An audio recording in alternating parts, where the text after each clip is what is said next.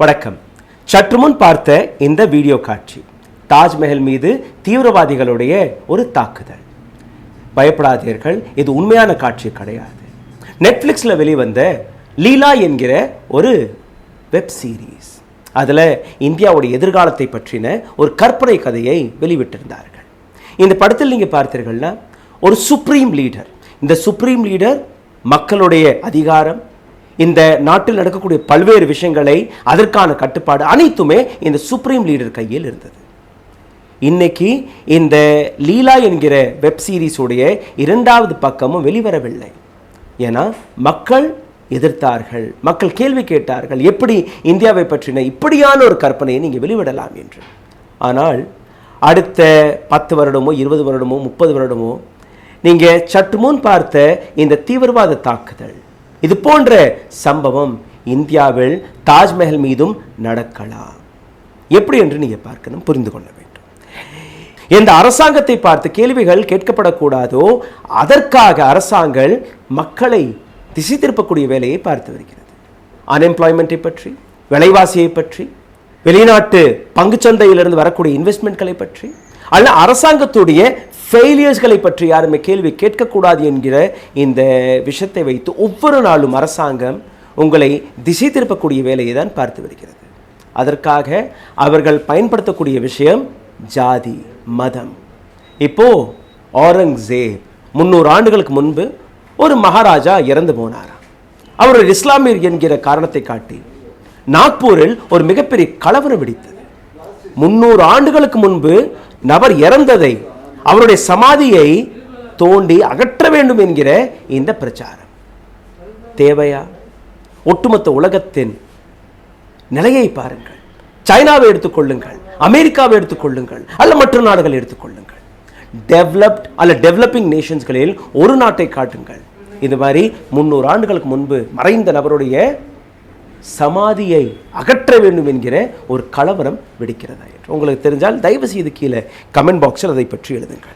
நாக்பூரை பற்றி நீங்கள் பார்க்கும்போது ஒரு அமைதியான இடம். பாபரி மஸ்ஜித் இடிக்கப்பட்ட போது கூட, ஒட்டுமொத்த இந்தியாவில் பல்வேறு இடங்களில் கலவரம் வெடித்த போது கூட, நாக்பூரில் அங்கே இருக்கக்கூடிய ஹிந்து முஸ்லிம் கம்யூனிட்டி எவ்வளோ ஒற்றுமையாக இருந்தது. இஸ்லாமியர்கள் வாழக்கூடிய அந்த இடத்தில் கூட நாக்பூரில் ஒரு ராமர் கோவில் இருக்கிறது. ஆனால் அதையும் இன்னைக்கு இவர்கள் உடைத்து விட்டார்கள். சிந்திக்கக்கூடிய விஷயம். எப்படி அவுரங்கசீப் என்கிற விஷயத்தை இவர்கள் எடுத்து வைக்கிறார்களோ அதே போன்று இவர்கள் அக்பரை பற்றி அல்ல முகல்ஸ்களை பற்றி, இன்னும் சொல்ல போனால் ஷாஜஹானை பற்றியும் இவர்கள் பேசுவார்கள். ஷாஜஹான் கட்டியது தான் தாஜ்மஹல், அதையும் இடிக்கக்கூடிய வேலையை இவர்கள் பார்ப்பார்கள். இது இங்கே இருக்கக்கூடாது என்று. வயலன்ஸ் எப்படி வெடித்தது என்று நீங்கள் பாருங்கள். இந்த வயலன்ஸிற்கு பின்னாடி, அதாவது எந்த அவுரங்கசீப்பை பற்றி இவர்கள் பேசி வருகிறார்களோ, அப்போ மராட்டாஸ் வீக்காக இருந்தார்களா, அல்ல மராட்டாஸோடைய அந்த தைரியத்தை நீங்க சந்தேகப்படுகிறீர்களா என்கிற இந்த கேள்வியுடன் இந்த பதிவுக்குள் உங்களை நான் கூட்டிச் செல்கிறேன். 1707ஆம் ஆண்டு அவுரங்கசீப் மறைந்தார். அதற்கு கிட்டத்தட்ட ஒரு 100 ஆண்டுகளுக்கு பின்பு 1818ஆம் ஆண்டு ஆங்கிலோ மராட்டா போர் நடந்தது. அதாவது கிட்டத்தட்ட ஒரு 100 ஆண்டுகள் வரை முகல்ஸ்களை சேலஞ்ச் செய்யக்கூடிய அந்த தைரியம், அந்த பவர் யார் கையில் இருந்தது என்றால் மராட்டாஸ் கையில் இருந்தது. முகல்ஸ்களை அகற்றக்கூடிய வேலையை மராட்டாஸ் பார்த்தார்கள். 1707ஆம் ஆண்டிலிருந்து 1818ஆம் ஆண்டு வரை கிட்டத்தட்ட 100 ஆண்டுகளுக்கும் மேலே அவுரங்கசீபுடைய சமாதி அந்த இடத்தில் தான் இருந்தது. அப்போ எதிர்கட்சிகளும் கிடையாது, அப்போ ப்ரொபகண்டா பரப்பக்கூடிய பிஜேபி ஐடி விங்கும் கிடையாது, கோதி மீடியாவும் கிடையாது. அவர்கள் நினைத்திருந்தால் அவுரங்கசீபுடைய அந்த சமாதியை என்னைக்கோ அகற்றியிருக்கலாம். முகல்ஸ்கள் வாழ்ந்து வந்த எத்தனையோ மாளிகைகளை, எத்தனையோ கோட்டைகளை அவர்களால் அகற்றியிருக்கலாம். எத்தனையோ மசூதிகளை இடித்து அந்த இடங்களில் கோவில்களையும் கட்டியிருக்கலாம். அவர்கள் அதை செய்யவில்லை. தைரியமான வீரர்கள் இது போன்ற வேலைகளை பார்க்க மாட்டார்கள். ஆனால் இந்த நாட்டில் இருக்கக்கூடிய ஒரு சில அரசியல்வாதிகள், கோழைகள் தான் இது போன்ற விஷயங்களை செய்வார்கள். அதாவது அரசாங்கத்தை பார்த்து வெளிவரக்கூடிய கேள்விகள் கேட்கப்படக்கூடாது.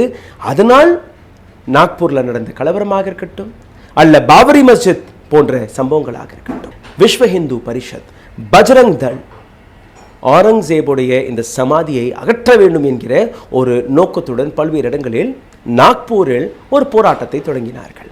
இந்த போராட்டத்தின் போது ஆரங்கசேபுடைய உருவ பொம்மையை கொளுத்தினார்கள், எரித்தார்கள். சரி, பரவாயில்லை, அது உங்களுடைய சட்டத்தில் உங்களுக்கு கிடைக்கக்கூடிய அந்த அதிகாரம், நீங்கள் போராடலாம். 300 ஆண்டுகளுக்கு முன்பு நடந்த தவறை நீங்கள் சரிபார்க்க போகிறோம் என்கிற ஒரு விஷயத்தை நீங்கள் எடுத்து வைக்கிறீர்கள். ஆனால் அதற்கு பின்னாடி இருக்கக்கூடிய அரசியல் நீங்கள் பார்த்தீர்கள்னா, உருவ பொம்மையை எரிப்பதால் எதுவுமே நடக்கவில்லை, இங்கே கலவரம் வெடிக்காது. அதனால் அடுத்த கட்டம் என்ன செய்வது? நீங்கள் இஸ்லாமியர்களுடைய அந்த சமாதிகளுக்கு போனீர்கள்னா அங்கே சாதர் என்று போட்டிருப்பார்கள், அதாவது ஒரு துணி இருக்கும், அதில் இஸ்லாமியர்களுடைய மத வார்த்தைகள் எழுதியிருப்பார்கள். விஸ்வ ஹிந்து பரிஷத் பஜ்ரங் தளை சார்ந்த குண்டர்கள் உருவபொம்மை மற்றும் எரிக்கவில்லை, அந்த இஸ்லாமியர்களுடைய மத அடையாளத்தையும் எரித்தார்கள். இதற்கு பின்புதான் அங்கே கலவரம் வெடித்தது. இந்த கலவரம் வெறும் பிஜேபியை சார்ந்த நபர்கள், RSS சார்ந்த நபர்கள், விஸ்வ ஹிந்து பரிஷத்தை சார்ந்த நபர்கள், பஜ்ரங் தளை சார்ந்த நபர்கள் மற்றும் இந்த கலவரத்தை தூண்டவில்லை. இந்த புறம் இருக்கக்கூடிய இஸ்லாமியர்கள், அதில் இருக்கக்கூடிய ஒரு சில தலைவர்களும் அந்த வேலையை பார்த்தார்கள். தேவேந்திர ஃபட்னவிஸ், மகாராஷ்டிராவின் சீஃப் மினிஸ்டர், அவருடைய ஒரு ஸ்டேட்மெண்ட்டை படிக்கிறேன், கேளுங்கள். Youngsters game in tractors loading stones to target specific areas.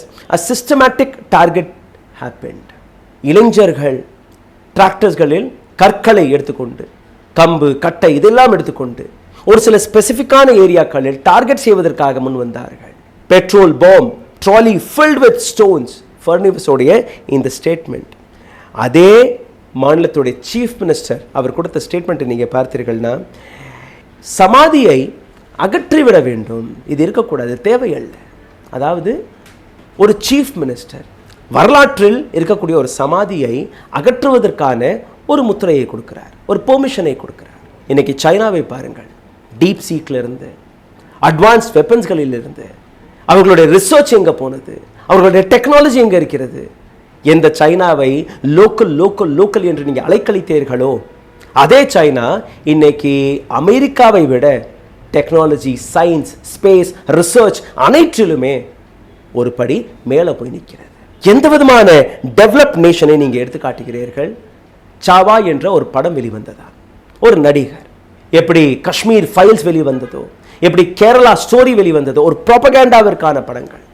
இந்த படங்களை வைத்து ஹிந்துத்துவவாதிகள் தன்னுடைய ஐடியாலஜியை இந்த நாட்டு கான்ஸ்டிடியூஷனுக்கு எதிராக, டெமோக்ரஸிக்கு எதிராக, இந்த நாட்டு ஒற்றுமைக்கு எதிராக எந்த அளவில் பரப்பி வருகிறார்கள், அதற்காக எந்த அளவில் மீடியா வேலை பார்க்கிறது, எதற்காக கோதி மீடியாவிலிருந்து சோஷியல் மீடியாவில் இருக்கக்கூடிய ஐடி விங் போன்ற நபர்கள் வேலை பார்க்கிறார்கள், அதை நீங்கள் புரிந்து கொள்ள வேண்டும். ஆனால் இந்த இடத்தில் நீங்கள் பார்த்தீர்கள்னா, அபு ஆஸ்மி, இதே மகாராஷ்டிராவின் சமாஜ்வாதி கட்சியை சார்ந்த ஒரு எம்எல்ஏ, அவருடைய ஸ்டேட்மெண்ட், சாவா என்கிற இந்த படம் வெளிவந்ததற்கு பின்பு ஆரங்கசேபை பற்றின ஒரு வெறுப்பு மக்கள் மத்தியில் பரவியது. உடனடியாக அபு ஆஸ்மி ஒரு ஸ்டேட்மெண்ட்டை கொடுக்கிறார். ஆரங்கசேப் ஒரு நல்ல மனிதர், அவர் எத்தனையோ கோவில் எல்லாம் கட்டியிருந்தார், எந்த கோவிலையும் அவர் இடிக்கவில்லை என்று. அதாவது ஒரு விதமான சப்போர்ட்டை அவர் எடுத்து வைக்கிறார். ஆரங்கசேப், ஷாஜஹான், அக்பர், இது போன்ற பல்வேறு மன்னர்கள் இந்த நாட்டில் இருக்கக்கூடிய ஒற்றுமைக்கும் வேலை பார்த்தார்கள். அதே நேரத்தில் நீங்கள் பார்த்தீர்கள்னா பல்வேறு தவறுகளையும் செய்தார்கள். அதாவது வரலாற்றில் செய்யப்பட்ட பல தவறுகள் இந்த நபர்கள் செய்தார்கள். அப்போது அவர்களுக்கு ஊக்கப்படுத்துவதற்காகவும் அவர்களை காப்பாற்றுவதற்காகவும் ஒரு நபர் பேசுகிறார். அந்த நபர் பேசவில்லை. அந்த மதத்தை நீங்கள் குற்றச்சாட்டு எடுத்து காட்டக்கூடாது. ஒரு தனிப்பட்ட நபர், ஒரு தனிப்பட்ட அரசியல்வாதி தன்னுடைய அரசியல் வாழ்க்கைக்காக, அரசியல் லாபத்திற்காக ஒரு ஸ்டேட்மெண்ட்டை கொடுக்கிறார். இதில் இருக்கக்கூடிய ஷிண்டே, ஹிந்துத்துவவாதி, முன்னாள் மகாராஷ்டிராவின் சீஃப் மினிஸ்டர், இப்போ டிப்யூட்டி சீஃப் மினிஸ்டர், அவர் அதை எதிர்த்து இந்த கலவரத்தை தூண்டிவிட்டார்கள். இந்த கலவரம் எந்த அளவில் அங்கே நடந்தது என்று நீங்கள் பார்த்தீர்கள்னா, we believe Aurangzeb's grave should be removed, chief minister Fadnavis. இதே வார்த்தையை தான் சிவாஜியுடைய அந்த குடும்பத்தினர்கள் அவர்களும் எடுத்து வைத்தார்கள். அதாவது ஆரங்கசேபுடைய ஒரு சமாதி ஆர்கியோலஜிக்கல் சர்வே ஆஃப் இந்தியா, அதாவது மத்திய அரசாங்கத்தின் பாதுகாப்பில் இருக்கக்கூடிய ஒரு விஷயம். இந்த நாட்டில் மிக முக்கியமாக பேசப்படக்கூடிய கேள்விகள், பிரச்சனைகள், அது ஃபைனான்ஷியல் மேட்டர்ஸ்களாக இருக்கட்டும், மாணவர்களுடைய வேலை வாய்ப்புகளாக இருக்கட்டும், அல்ல கல்விக்காக நீங்க எந்த அளவில் பட்ஜெட்டை ஒதுக்கி இருக்கிறீர்கள், மும்மொழி கொள்கை நீங்க எடுத்துக்கொள்ளுங்கள். இது போன்ற வாதங்கள், பிரதிவாதங்கள், இந்த நாட்டில் எத்தனை ரிசர்ச் சென்டர்ஸ்களை நீங்க உருவாக்கி இருக்கிறீர்கள், இதற்கான மாஸ்டர் மைண்டும் வெளிவந்து விட்டார். மாஸ்டர் மைண்ட் யார் என்றால், இந்த நபருடைய பேர் ஃபஹீம் கான். ஃபஹீம் கான் அங்கே இருக்கக்கூடிய ஒரு லோக்கல் பொலிட்டிஷியன். நிதின் கட்கரிக்கு எதிராக அரசியலில் எலெக்ஷனில் களமிறங்கி தோர்த்து போன ஒரு நபர். இந்த நபர் அங்கே இருக்கக்கூடிய இஸ்லாமர்களை திரட்டி, அங்கே இருக்கக்கூடிய பெண் போலீஸ் விமன் அவர்கள் அங்கே தாக்கப்பட்டிருக்கிறார்கள். ஒரு டிஎஸ்பியை கோடாரியால் வெட்ட பார்த்திருக்கிறார்கள். இது போன்ற பல்வேறு விஷயங்கள். Faheem Khan is been arrested. 8க்கும் மேற்பட்ட பிஜேபி, பஜ்ரங் தள், விஸ்வ ஹிந்து பரிஷத் அவர்களும் சரண்டர் ஆகியிருக்கிறார்கள். அதாவது ஒரு புதிய ஆங்கிளில் இந்த ஒட்டுமொத்த கலவரத்திற்கான விசாரணை நடந்து கொண்டிருக்கிறது. ஆனால் அதே நேரத்தில் நீங்கள் மக்களை தூண்டக்கூடிய விஷயத்தை நீங்கள் பார்த்தீர்கள்ல, மக்கள் எந்த அளவில் அவர்களுடைய உணர்வுகளை தூண்டி, அவர்களுடைய மதவெறியை தூண்டி இந்த கலவரத்தை எதற்காக நடத்தினார்கள் என்று நீங்கள் பார்த்தீர்கள்னா, ஹிந்து முஸ்லீம் இதை தாண்டி வேறு எந்த விதமான சப்ஜெக்டையும் இந்த நாட்டு அரசாங்கம் கையில் எடுப்பதல்ல. ராமர் கோவில் கட்டப்பட்டது. ராமர் கோவிலுக்கு பின்பு சரி, அது கட்டி முடிச்சுட்டேர்கள். எத்தனையோ ஆண்டுகளுக்கான ஒரு வரலாற்று மிக்க ஒரு போர், லா சூட் நடந்தது. அதற்கப்புறமாவது நாம் இங்கே டெவலப்மெண்ட்டை பற்றி பேசுவோம், வேலைவாய்ப்பை பற்றி பேசுவோம். எதுவுமே கிடையாது. இப்போ அடுத்த டார்கெட் ஹோலி எடுத்து வைத்தார்கள். ஹோலியில் கலவரத்தை தூண்ட முடியவில்லை. இப்போ ஆரங்கசேபை வைத்து அடுத்த கலவரம். பார்லிமெண்ட்டில் நீங்கள் பார்த்தீர்கள்னா ஒரு புதிய ஸ்டேட்மெண்ட்டை கொடுத்திருக்கிறார்கள். அதாவது என்ஃபோர்ஸ்மெண்ட் டைரக்டரேட், இடி, ஃபைனான்ஸ் மினிஸ்ட்ரிக்கு கீழே வரக்கூடிய இந்த டிபார்ட்மெண்ட் கடந்த 10 ஆண்டுகளில் 193 இடி ரெய்ட்ஸ் நடந்தது. இது வந்து ரெய்ட் மட்டுமல்ல, ஒரு டெலிஃபோனில் உங்களுக்கு சம்மன் கொடுத்தது மட்டுமல்ல, ப்ராப்பராக வழக்கு போடப்பட்டது 193 வழக்குகள். இது பார்லிமெண்ட்டில் கொடுக்கப்பட்ட டேட்டா ஸ்டேட்மெண்ட், இந்த நாட்டு அரசாங்கம் கொடுத்தது. கடந்த 10 ஆண்டுகளில் 193 வழக்குகளில் வெறும் 2 வழக்குகளில் மட்டும்தான் தீர்ப்பு வந்திருக்கிறது. அப்போது கடந்த 10 ஆண்டுகளில் எதிர்க்கட்சியில் இருக்கக்கூடிய தலைவர்களாக இருக்கட்டும், பிஸ்னஸ்மேன்ஸ்களாக இருக்கட்டும், பியூரோக்ராட்ஸ்களாக இருக்கட்டும், இது போன்ற பல்வேறு நபர்களை இடி, சிபிஐ, இன்கம் டாக்ஸ் போன்ற டிபார்ட்மெண்ட்களை கைக்குள் போட்டு இந்த நாட்டு அரசாங்கம் என்ன செய்தது? 193 கேசஸ், ஆனால் ப்ரூவ் ஆனது வெறும் 2, ஜஸ்ட் 2. இது போன்ற விஷயங்கள் மக்கள் கேட்கக்கூடாது. இது போன்ற கேள்விகள் மக்கள் கேட்கக்கூடாது. அதற்காக தான் ஆரங்கசேப் போன்ற விஷயங்களை இவர்கள் தூண்டி நிற்கிறார்கள். எந்த சைனா 6th ஜெனரேஷன் ஏர்கிராஃப்டிற்கான, ஃபைட்டர் ஜெட்டிற்கான டெஸ்டிங்கை பார்த்து வருகிறதோ, இந்தியாவில் இருக்கக்கூடிய ஐஐடி போன்ற இன்ஸ்டிடியூஷன்களில் கோமூத்திரத்தின் மீது, பசு மூத்திரத்தின் மீது, I'm sorry to use this word, but this is what the right word, அதற்கான ரிசர்ச் நடக்க வேண்டும் என்று ஒரு ஐஐடி ப்ரொஃபஸர் வெளிவிட்டு பேசிக்கொண்டிருக்கிறார். இந்த நாட்டில் கௌரக்ஷா என்கிற பெயரில் பல்வேறு குண்டர்களை நீங்கள் உருவாக்கி இருக்கிறீர்கள். Tesla, Elon Musk. இந்த எலான் மஸ்க் இந்தியாவில் வரக்கூடாது. அவருடைய ஸ்பேஸ் மிஷன் எந்த அளவில் சக்ஸஸ்ஃபுல்லாக இருந்தால் கூட டெஸ்லா கார் இங்கே வரக்கூடாது, அவருடைய ஸ்டார்லிங்க் என்கிற சேட்டலைட் இன்டர்நெட் இங்கே வரக்கூடாது என்று கடந்த 5 ஆண்டுகளாக அவரை தடுத்து நிறுத்தி வைத்திருந்தார்கள். இப்போது ட்ரம்ப், அமெரிக்காவுடன் நீங்கள் கைகோர்க்க வேண்டும். அமெரிக்காவில் செகண்ட் பவர்ஃபுல் மேன் யாருன்னு இதே எலான் மஸ்க். எலான் மஸ்க்கு இப்போ நீங்கள் ரெட் கார்பெட்டை விரித்திருக்கிறீர்கள். 105% இம்போர்ட் டியூட்டி எலக்ட்ரிக்கல் கார் மீது இருந்தது. 105%லிருந்து 130% வரை இப்போ வெறும் 5% நீங்கள் குறைத்து விட்டீர்கள். டெஸ்லாவுடைய ஃபேக்ட்ரி எல்லாம் இங்கே கிடையாது, அங்கேருந்து டைரக்ட் இம்போர்ட் ஆக போகிறது. அப்போ எத்தனை வேலை வாய்ப்பை நீங்கள் உருவாக்க போகிறீர்கள்? உங்களுடைய ஆத்ம நிர்பர் பாரத் என்ன ஆனது? உங்களுடைய மேக் இன் இந்தியாவிற்கான கனவு என்ன ஆனது? எதை பற்றியும் நீங்கள் பேசக்கூடாது. எந்த ஜியோவை உருவாக்குவதற்காக நீங்கள் பிஎஸ்என்ஐ அளித்தீர்களோ, ஏர்செல்லை அளித்தீர்களோ, TRAI telecom regulatory authority of India TRAI முறைப்படி நீங்கள் பார்த்தீர்கள்னா ஒரு ஸ்கீம், அதாவது ஒரு மொபைல் ஃபோனுக்கான ஸ்கீமை நீங்கள் பார்த்தீர்கள்னா 90 நாட்களுக்கு மேலே நீங்கள் கொடுக்கக்கூடாது. இது ட்ரையுடைய சட்டம். ஆனால் ஜியோவை வளர்ப்பதற்காக 2 வருடங்கள் வரை, இன்னும் சொல்ல போனால் 2 வருடத்திற்கு மேலே நீங்கள் அந்த ஸ்கீம்ஸ்களை நடத்துவதற்கான பெர்மிஷனை கொடுத்தீர்கள். You have changed the rules and regulations of TRAI. இன்னைக்கு ஜியோவை நீங்கள் நிறுத்தியிருக்கிறீர்கள், பல்வேறு நபர்களுடைய வேலை வாய்ப்பு போனது, பல உத்தியோகங்கள் அழிந்தது. இப்போ ஜியோவை நீங்கள் இழப்பதற்கு, ஜியோவை அளிப்பதற்காக எலான் மஸ்க் அவருக்கான ஒரு பொசிஷனை கொடுத்து விட்டார்கள். நீங்கள் வாங்க. எதற்காக? என்ன பயம்? அப்போது அடானி மீது இருக்கக்கூடிய வழக்குகள், அமெரிக்காவில் இருக்கக்கூடிய வழக்குகள், அவருக்காக இந்தியா காம்ப்ரமைஸ் செய்யப்படுகிறதா என்கிற இந்த கேள்வி. பட் மக்கள் இந்த கேள்வி கேட்கக்கூடாது.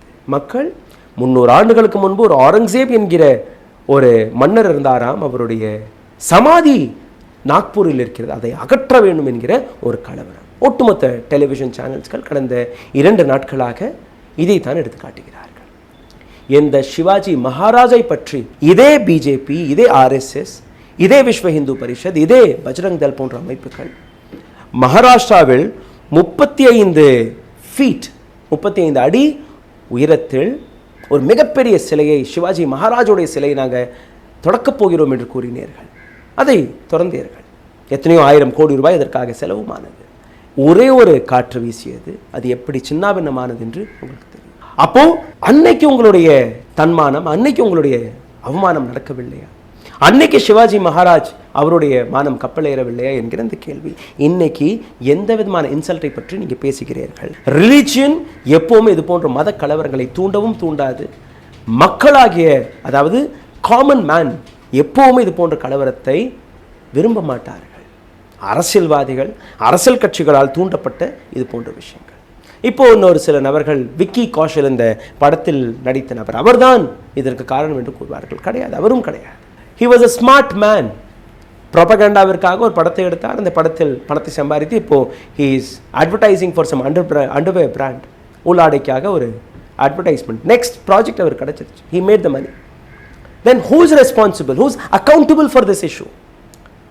Political parties, politicians, people like you and I who believe in WhatsApp University, fake news. Grok என்கிற ஒரு AI டூல் வெளிவந்திருக்கிறது. 2-3 நாட்களாக மக்கள் கேள்விகள் கேட்கிறார்கள். பிஜேபி கடந்த 10 ஆண்டுகளாக எந்த விதமான வதந்திகளை பரப்பி வந்ததோ, எந்த விதமான பொய் பிரச்சாரங்களை செய்து வந்ததோ, அது பிரைம் மினிஸ்டர் மோடியுடைய சர்டிஃபிகேட் விவகாரமாக இருக்கட்டும், இந்த நாட்டின் முதல் தீவிரவாதியாக இருக்கட்டும், ஆர்எஸ்எஸ் உடைய சுதந்திர போராட்டத்தில் இருக்கக்கூடிய பங்காக இருக்கட்டும், இது போன்ற பல்வேறு விஷயங்கள், பல்வேறு கேள்விகள். அதாவது எந்த ப்ரொபகண்டாவை இவர்கள் நடத்தி வந்தார்களோ அந்த அனைத்து ப்ரொபகண்டாக்களையுமே கிராக் என்கிற இந்த ஏஐ உடைத்து கொண்டிருக்கிறது. அதற்காகவே ஒரு டீட்டெயிலான வீடியோ இன்றைக்கி நைட்டு வருது, அதையும் நீங்கள் பார்க்கலாம். அப்போது இந்த ஒட்டுமொத்த விஷயத்தை நீங்கள் பார்த்தீர்கள்னா, எந்த அளவில் மதத்தை வைத்து இந்த நாட்டில் கேட்கப்படக்கூடிய உண்மையான கேள்விகளை மறைப்பதற்காக இந்த நாட்டில் இருக்கக்கூடிய அரசாங்கம், மீடியா ஹவுசஸ், இந்த நாட்டில் இருக்கக்கூடிய அரசியல்வாதிகள் சதி செய்து வருகிறார்கள் என்று நீங்கள் புரிந்து கொள்ள வேண்டும். அப்படி இன்னைக்கு நீங்கள் வெளித்துக் கொள்ளவில்லை என்றால், இன்னைக்கு நீங்கள் கேள்விகளை கேட்கவில்லை என்றால், நான் தொடக்கத்தில் ஒரு வீடியோவை காட்டியிருந்தேன், ஒரு இமேஜினேஷன் வீடியோ. தாஜ்மஹலை எப்படி தீ வைத்து கொளுத்தி விடுவார்கள், பாம் பிளாஸ்ட் நடக்கப் போகிறது என்று. அது ஒரு கற்பனை மட்டும்தான். அந்த கற்பனை உண்மையாகிவிடும். அப்படி உங்களிடம் நேரம் இருந்தால் தயவு செய்து போய் தாஜ்மஹல் எல்லாம் பார்த்துட்டு வாங்க. இன்னும் எத்தனை வருடங்களுக்கு அது இருக்கும் என்று எனக்கு தெரியவில்லை. என்னைக்கு என்ன வேணாலும் நடக்கலாம். அப்படித்தான் இந்த நாட்டை, இந்த நாட்டு மக்களை, இந்த நாட்டு இளைஞர்களை மாற்றி வருகிறார்கள். நன்றி.